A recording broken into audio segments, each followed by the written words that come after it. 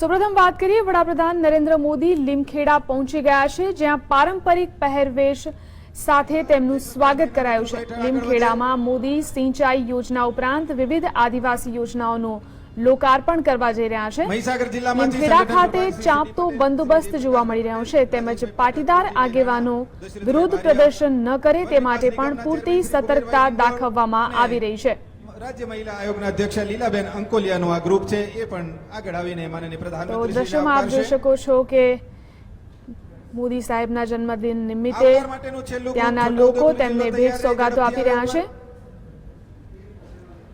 માનનીય સાંસદ આદિવાસી પોશાકમાં નરેન્દ્ર મોદી જોવા મળી રહ્યા છે। સચિવ શ્રી જયંતિભાઈ રાઠવા, સંગઠન પ્રભારી શ્રી સતીશભાઈ પટેલ, સંગઠન પ્રભારી શ્રી ઘનશ્યામભાઈ દલાલ, તો આદિવાસી લોકો પહેરે તેવી કોટી તેમને પહેરાવવામાં આવી છે, સાથે જ આભૂષણો માથે તેવી ટોપી પણ તેમને પહેરાવવામાં આવી છે। તો તેમને ભેટ સોગાદો આપવા માટે સ્થાનિક આગેવાનો કાર્યકરોની લાઈનો જોવા મળી રહી છે।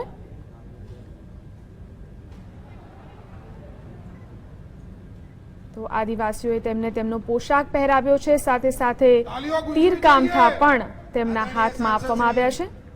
અને રાજ્યના આદિજાતિ બાબતોના ભારત સરકારના આદિજાતિ બાબતોના માનનીય મંત્રી શ્રી જસવંતસિંહ બાબર સાહેબ માનનીય મુખ્યમંત્રી સાહેબનું અભિવાદન કરશે। બંડી, તીરકામઠું, કંદોરો વગેરે સ્મૃતિ ચિહ્નો અર્પણ કરીને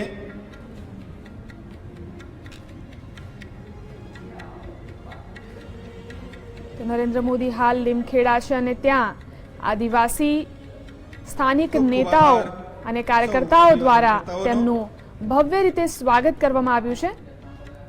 સૌથી પહેલા તો તેમને આદિવાસી પોશાક પહેરાવવામાં આવ્યો, આદિવાસી બંડી, તે પ્રકારની પાઘડી તેમના માથે પહેરાવવામાં આવી છે, આભૂષણો પણ પહેરાવવામાં આવ્યા છે અને હવે તેમને તીરકામઠા પણ આપવામાં આવી રહ્યા છે।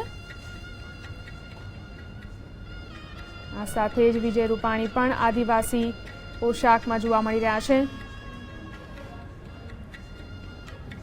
તો નરેન્દ્ર મોદીનો આજે જન્મદિવસ છે, ત્યારે મોટી સંખ્યામાં સ્થાનિક નેતાઓ અને કાર્યકર્તાઓ તેમને મળવા માટે પહોંચ્યા છે।